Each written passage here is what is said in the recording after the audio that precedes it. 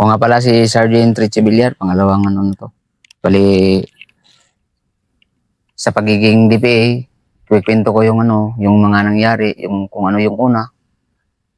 Yung unang-una, dinala ako dito ni Sir Espuelas hanggang sa nakausap ko yung pinakamataas sa brigade.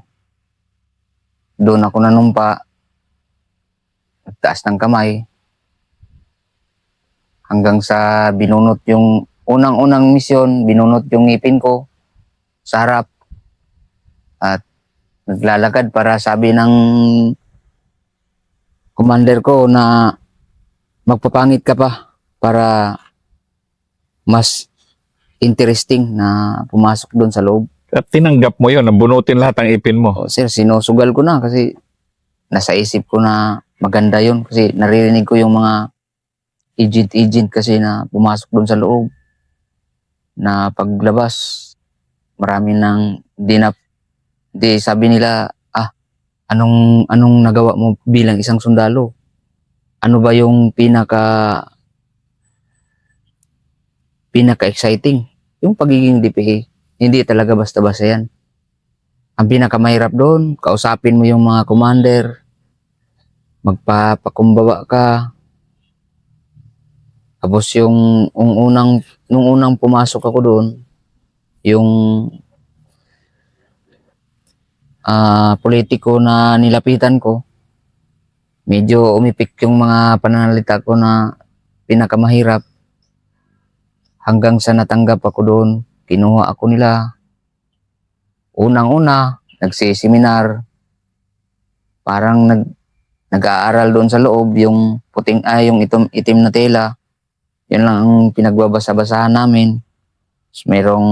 Kasi doon sa loob, pag una kang papasok, ito yung pinaka importante. Unang pumasok ka doon, merong mag-alaga sa'yo, i-convince ka ng maayos, tanggapin ka ng maayos, parang kumbaga pakainin ka para tumaba hanggang sa makuha nila yung loob mo. Kakanta-kanta kayo ng mga kanta ng kabila, parang mabigani ka talaga. Pero hindi ko talaga kinalimutan na sundalo pa rin ako. Ang pagpunta ko lang doon, ang pagiging DPA. Kasi gusto ko makapenetrate sa area. Kasi mahirap ang area noon sa Malungon area at saka itong Davao Occidental. Yung Sarangani yung pinaka dito. Kaya ang ginagawa ko, ay hindi pa itong area namin ng 73rd IB ng Davao Occidental. Hindi ito area namin. Doon lang area namin Sarangani at saka Makima. Masim, Kiamba, Maitom. O, nandun pa kayo sa panon? Yes, sir. Una, hindi pa ako nakapasok ng DPA. Nagpunta ako doon sa mining area. Yung Charlie Company namin, ay hindi man nila alam na ako yung nandoon sa loob. Nakapasok pala sa sir. Yung mining area, pinasok ako doon. Doon ko nakuha na yung mga nagmamining doon, merong taga Agusan del Norte, Agusan del Sur, taga Surigao. Sa Tiboli to? Hindi sir, yung area ng Maitom. Doon, ang unang task ko doon, ang task ni Brigade Commander noon, hanapin yung mga kalaban. Tapos wala akong ibang makita kasi yung kapatid ko, doon lang kami nagkita, sir. Kapatid mo na? Babae. Nakapag-asawa pala siya doon sa Maitom. Kaya doon, pumasok ako doon sa mining area nila. Doon ko nakilala yung mga baril na malalaki. Kasi yung mga taga-kabila, nandun din pala. Sa loob. MI o NPA? NPA, sir. Sa front 73. 73. Nagmamining? Nagmamining sila, sir. Sila yung nagdala doon. Tapos yung mga minero doon, sir, inakausap rin nila.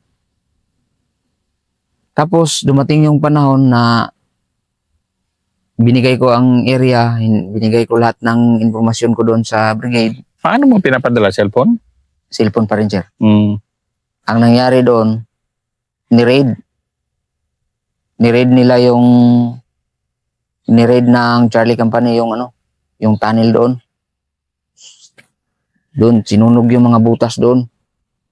Ako, nahuli din ako. Nakulong ako ng 5 araw doon sa Maitom Police Station. Tapos kinuha ako ni Colonel Zuniga, sinabihan pa ako na masarap makulong. Sabi ko, okay lang sir, trabaho man. Bumalik naman ulit hanggang sa maipasok ko yung area. Doon na nagka-enkwentro sir, yun ang sinabi ko na na-enkwentro kami sa Bravo Company ng 27 IB. Mm. Kasi ang akala ko doon, yung area namin. Siyempre, sabay-sabay ko yung mga taga-kabila kasi bago pa man ako doon sa sama-sama ako doon sa nagsibak, medical mission ng mga NPA. Doon kami, nagsisibak kami doon, nagluluto ng mga tinapay, pakain sa mga tao doon, sa area ng Green Valley. Doon di ko alam na yung area na yun, meron ding tauhan, ang 73rd IB na taga-intel rin. Sila rin yung tumawag na merong NPA doon, hindi nila alam na ako rin nandun sa loob. Kaya ang nangyari doon, sir, nung sabi na yung brigade na umalis na kayo dyan, umalis ka na dyan, hindi ko na-prepare para yung ko. Ang target ko doon, sir, yung laptop nang galing sa Jensen. Yung paralan, basta, yung Notre Dame ba yun? Yung bakla. Gusto kong kunin yung laptop niya. Kung magkaputukan. Hindi man sir, kay ano man ang nangyari doon. Pagtayo namin, umalis kami. Mayroong mang humugot sa mga estudyante. Kinuha yung estudyante doon na umakyat, na nag-medical mission. Kasi may man doon, may midtech. Yung galing ng Digo City. Midtech. Basta, yun ang niya, yun ang study niya, midtech, medical ang sa kanya. Ayun, namimigal sila ng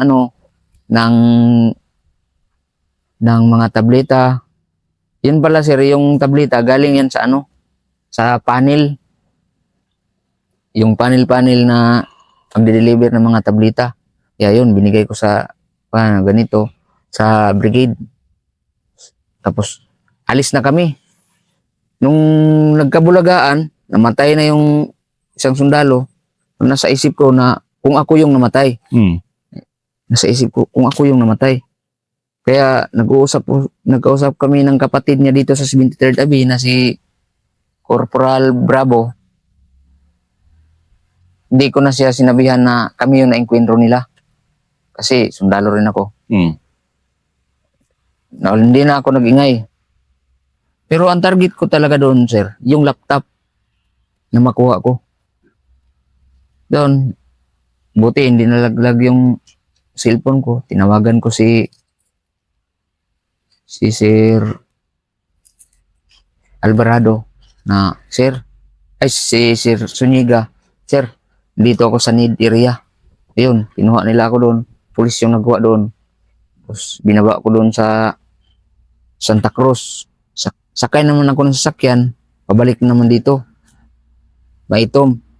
Tapos yung dalawa na, yung kasama ko, pinuntahan ko doon sa Maitom area. Sa Muslim area. Sakay kami ng bangka, papunta dito sa Glan. Tapos balik na naman dito sa Datalangas. Doon na, nag-merge na naman kami doon. Hindi na front 73 yung kasama ko. Front 71 na. O, nailipat ako doon, iniimbestigahan nila ako. Bakit daw lumipat kami doon?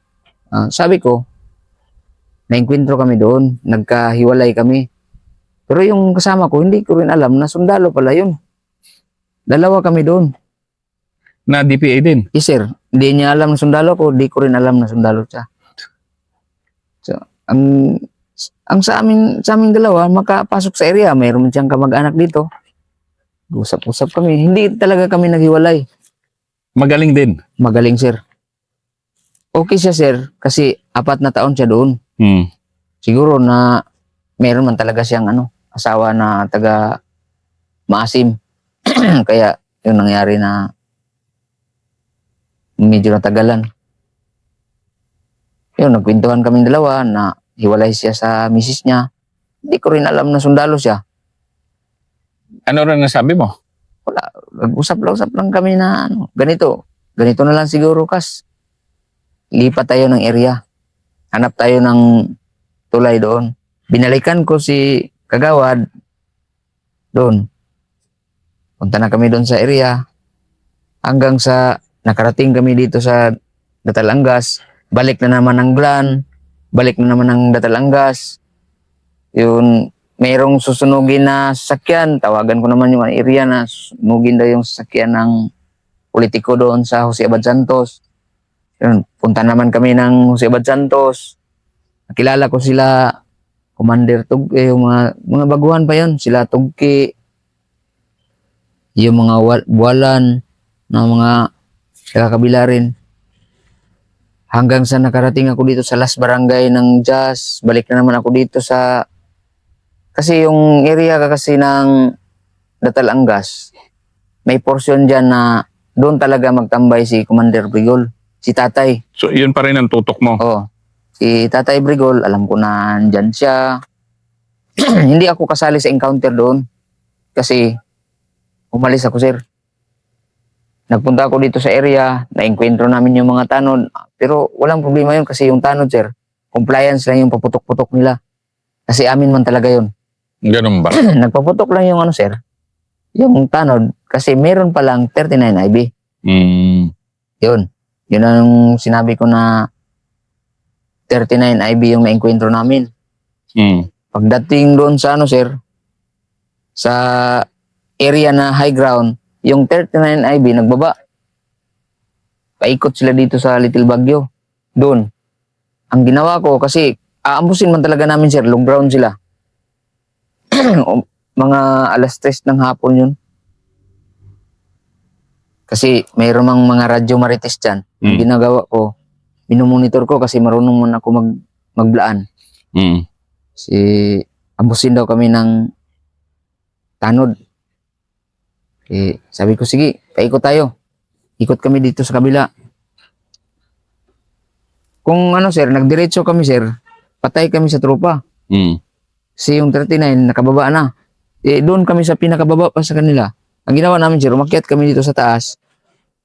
Tinira namin sila. Hmm. Pero, before pa, nag-prepare pa lang ang tropa na tirahin kung dadaan na sa range. Hmm. Yung malapitan talaga. Ang ginawa ko, sir, isa pa yung lumabas, tinira ko na. Kaya bumalik doon sa high ground. Kami na yung nasa low ground. Ang ginawa namin, tagilira namin. Ako, wala na. Hiwalay na kami. Nag-merge na naman kami ulit dito sa area ng Sarangani, sa Sitio 5 Knuckles. Yung area ni Kukoy. Diyan man sila mag-usap-usap. 5 knuckles yan. Oh, 5 Knuckles, sir. Kasi ganito man purman yan. Hmm. Tapos doon kami, nag-merge. Yun si Kukoy at saka si Dong, malayo yan. Tapos marinig ko talaga yung si Kukoy, yung mga salita niya. Ano ba style ni Kokoy? Yun, sir, mahilig mangutong ba, mangungutong.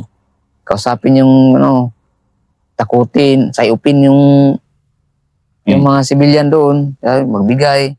Kaya galit ako kay Kukoy. Dahil talagang sigang-siga. Siga siya yung pinakasiga doon. Yung kapatid niya, mabait yun. Hmm. Yung namatay na kapatid niya na isa, si Dave, mabait yun, nag-aral yun. Doon, balik na naman ako doon sa area. Nag-plenum kami doon sa Kalamunding. Tapos, balik 2014.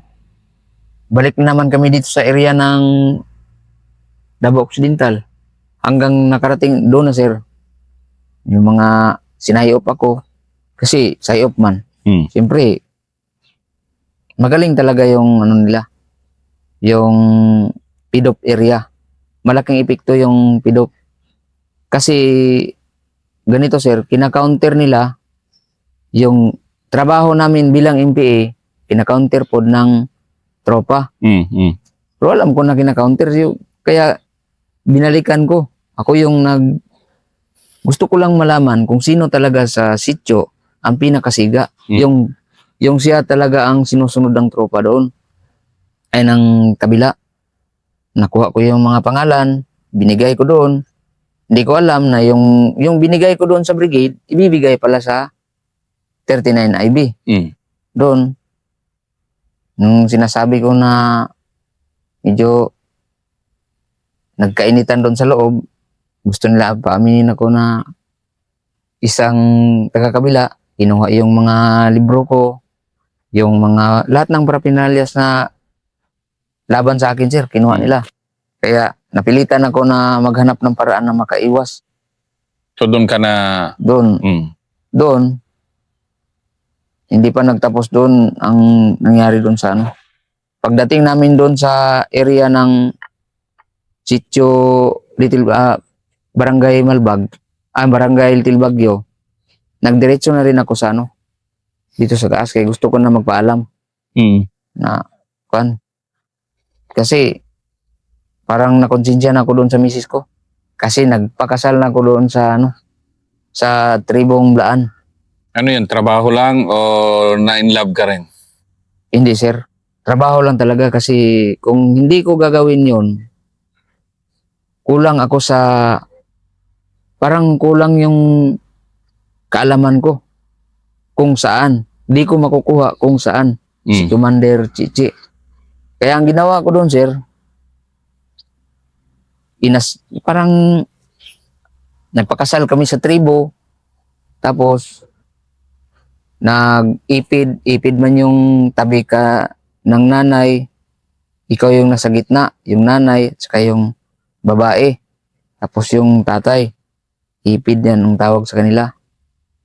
Tapos doon, hanggang sa nagtiwala na talaga sila sa akin, sir. Sinabi nila lahat na si Commander Chichi mayroong kapatid doon sa Mungkayo. Yun, nagmisyon naman ang MIB doon. Hanggang sa nahuli ng misis ko na yan ang trabaho ko, kaya pala hindi ako umuwi sa bahay. Kasi ilang taon yun? 2 taon kami nga naghiwalay, sir, kasi kakasuhan man ko ng tribo. Kaya ang ginawa ko, sir, hanggang ngayon, sir, di ko na siya puntahan. Pero hindi ko rin siya bitawan. Kasi ang mangyari dyan, pwede niya akong kasuhan sa tribo. Ang sabi niya, wag lang tayo maghiwalay. Sabi ko, mag-asawa ka na. Sabi niya, hintayin niya hanggang nasa mundo pa daw ako. Yun ang pinindigan ng isang babae. Ayun, alaman ng misis ko, doon, ginamit ko yung mga dasal doon ba na talagang maniwala na yung misis ko. Hanggang sa nagkaanak kami ng 4. Hanggang sa ayaw na ng misis ko magkaanak. Nagpapasalamat talaga ako sa sa tropa na hindi pa rin pinabayaan yung pamilya ko. Kahit kahit nasa loob na ako ng kilusan. Ang sabi ko lang sa kanila, kahit nasa loob ako ng kilusan, sundalo pa rin ako. Ginagawa ko lang to sa trabaho. Pero hindi talaga mahirap talaga magiging intel sa area o DPA. Kasi lahat ng kalaban ka ng tropa mo, kalaban ka ng, lalo na kung malalaman na NPA ka. Patay ka. Patay ka rin. Yun, nagtaka ako na wala yung kasama ko. Pagkawalaan niya, doon ko na nakita sa division. Master Sergeant pala yung ranggo. Ako, PFC pa. Noong 2000. Magaling din yun. Magaling, sir. Talagang magaling. Nakalimutan ko lang talaga. Hindi kasi kami magkakilala. Yung mukha lang makilala ko. Pero sa loob, wala talaga. Parang tunay na NPA siya. Kasi sir, pag bibira talaga siya. Ako wala. Parang kabado pa rin ako kasi tropa. Mm. Mahirapan ako kung ano ba. Parang hindi ko matanggap na tropa yung tirahin ko. Kumusta ang pamilya mo ngayon? Nasa ano sir, nasa area ng Huwag mo Davao sabihin del kung Sur. saan. Huwag mo sabihin. Basta sa kanya sir, sa kanila okay naman. Wala namang ano, kahit nagka loan sa bahay, sinatamaan man ng lindol. Yun lang sa akin sir, na kung sino yung, kaya ngayon sir, galing ako ng DPA, kaya sabihan ko yung mga kasamahan ko na hindi basta-basta ang trabahong yan. Hindi ko nga natiis. 1 taon at 3 buwan ko lang na nakayanan. Dahil sa pamilya. Malayo ka sa pamilya, kulang sa tulog, tapos yung kain mo, sundalo ka naman.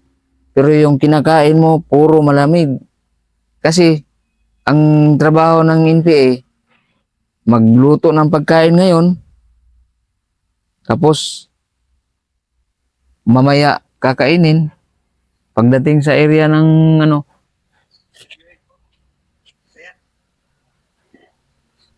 pagdating sa area ng ano sir, pagdating sa area ng meron na namang kalaban, mag-isip ka na naman kung anong gagawin mo. Titirahin mo na ba? Yun man si ano, Punciano Miguelin. Sige. Ano yun sir? Bisaya talaga, hindi ano sir. Dati rin. Yes sir. Hindi marunong mag-Tagalog sir. Pero, Juan Master ba? Yung gano'n na naging buhay mo. Ngayon, sarhento ka na. Siyempre, may kasalanan ka rin kay misis mo, pero trabaho talaga. Trabaho lang yun sir. Binawi ko na sir. Nakabawi ka na rin ba? Yes sir. Sa mga anak mo, nakabawi ka rin. Oh sir, hindi alam ng mga anak ko sir. Lahat ng ginagawa ko na kalukuhan. Hindi, pero sa'yo, hindi man kalokohan yun. Trabaho lang. Trabaho lang yun sir. Sa akin. Yan ang pinakamahirap sa isang DPA. Yung malayo ka sa misis mo. Tapos grabing, ikaw na yung tao na grabe ka. Grabing sinungaling. Ito yung Talaga, sundalo. di ba? Puro kasinungalingan yan. Sinungalingan lahat. Kasi hindi ka man marunong sabihan mo, anong nangyari dyan? Okay lang. Pero ang hindi nila alam, hindi ka makatulog ng maayos. Hindi ka makakain ng maayos. Mm. Pero pag tinawagan ka sa cellphone, oh, kumusta? Okay ra. Okay pa rin. Kaya sinabi naman ng ano, kaya lang sir, pagdating mo doon sa batalyon, ikaw yung pinaka-highest. Kasi Sikat ka. alam mo yung ano, alam mo yung movement ng kalaban at alam mo rin ang movement ng tropa. Mm. Na ma-share mo sa kanila na parang ano ka ba, dublikara. Mm. Pagdating sa sundalo ka. Pagdating sa kabila ka. Kasi ipapakita mo talaga na taga-kabila ka. Mm. Kasi kung di mo papakita sir, pag ikaw ay nahatulan ng kangaroo court, yun ang pinakamahirap. Kasi di ka na makita talaga ng pamilya mo. Patay ka talaga. Totoo talaga yun sir na ililibing ka na walang ano lang yung nakabalot yung damit mo lang. Kahit mga damo lang, wala. Hindi ka rin babarilin kasi paaminin ka kung sino yung kasamahan mo. Mm. Hindi mo man alam kung sinong kasamahan mo na nasa loob ng kilusan na naging sundalo rin. Mm. So, ang gagawin mo, huwag ka na lang umamin. Kasi umamin ka man o hindi, patayin ka rin. Napagkinalaan ka ba minsan? Hindi sir. Galing. Kasi sir, ginawa ko talaga yung best na kung ano yung mga kayang gawin, yun ang ginagawa ko sir. Ayaw ko magpahuli. Kaya kung mahuli ka doon sir, kahit isang bisis lang, hindi ka na nila paniniwalaan. Malayo ka na. Doon ka na palagi sa kumbatan. Yung Kayo na palagi yung nakipag-encounter, kasama ka na sa magharas ng mga detachment. Kasi yung mga nagharas ng detachment, sir, walang commander na kayong mga PI na nagsama dyan. Yung commander ng squad nyo, yun lang talaga ang kasama. Yung mga by CO, yun lang. Pero yung mga malalaking grupo na, hindi yan sasama, sir. Yung PI, hindi sasama sa encounter yan. Si Kokoy. Sasama yan si Kokoy, sir, kasi hindi man yan commander. Yung kapatid niya, hindi yun sumama, sir. Sa planning, yun ang magpla-planning. Magawa ng mga plano, kung paano harasin. Kaya, doon ko nalaman, sir, sa kabila na pag nagplano sila ng isang detachment, sir, kahit isang taon nila planuhin yan. Sure shot. Kailangan makuha nila yan. Kasi magawa rin sila ng katulad natin, sir. Na terrain model. Terrain model din. Tapos saan ang exit? Saan ang pwedeng daanan?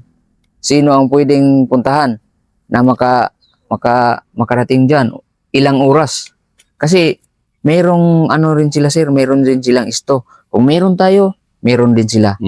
Ang sa atin lang, sir, sila, sir, meron din silang mga high-tech na kagamitan. Meron din silang scope. Ang din nila alam, yung mga GPS lang. Kasi wala man talaga sa kanila. Pagdating mo doon, kailangan, sir, 5 minutes or 6 dapat clear na. Ganun katindi. Yes, sir. Kaya nga, sir, full blast yan sila. Yung 20 na tao, sir, pinakamarami na yan. Yung 50 kasi, sir, ano na yan, sir? Kung makuha nila yung mga 100 na tao, ano na yan, sir? Kung ito yung target nila, dyan, sir, meron nakalagay dyan. Meron nakalagay. Yung nauna dyan, nakalagay. Yung sumunod, sir, na grupo, yun na rin yung last na grupo na papasok, yun ang mag-raid sa bahay na yan. Kung kaya lang pasukin na walang putok para mas mabilis. Ano yan sila, sir, eh? Parang kadalasan na ginagawa nila yan. Alas 4 ng madaling araw, alas 6 ng hapon.